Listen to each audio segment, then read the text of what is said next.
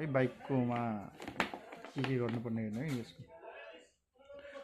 सुरुमा यो बाइकमा सिलेक्ट गर्ने त्यसपछि यो तपाईँको ओके गरेपछि यस्तो आउँछ है यो कुन टाइपको ब्याट्री हो भने पहिला हेर्नुपर्ने जस्तो यो एसआर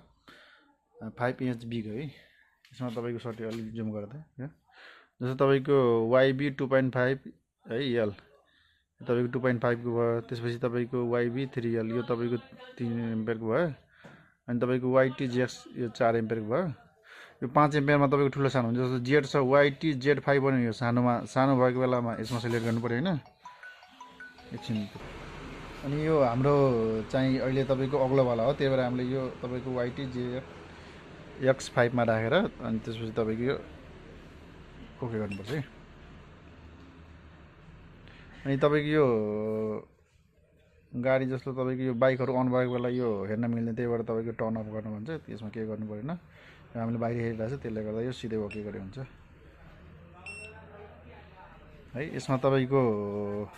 दुईवटा कुरा हेर्नुपर्छ है तीनवटा कुरा दुईवटा होइन तपाईँको जस्तो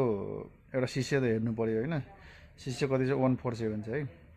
सिसे भन्दा नि पहिला यो तपाईँको यसको के छ यो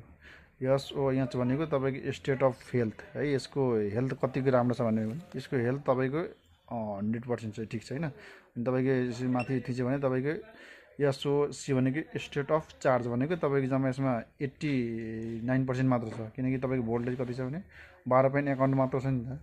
यो फुल चार्ज छैन तर यसको हेल्थ चाहिँ राम्रो छ तर यो फुल चार्ज छैन तैपनि तपाईँको सिसे राम्रो आइरहेको छ नि यसलाई चाहिँ फुल चार्ज गर्नुपर्छ यो 12.51 मात्र हो भने तपाईँको ब्याट्रीको भोल्टेज कम्तीमा फुल चार्ज हुने तपाईँको 1260 भन्दा माथि हुनुपर्छ कि 1260 1280 13सम्म भयो भने केही फरक पर्दैन होइन यो तपाईँको यही नै हो यसको कन्डिसन चाहिँ गुड ब्याट्री हो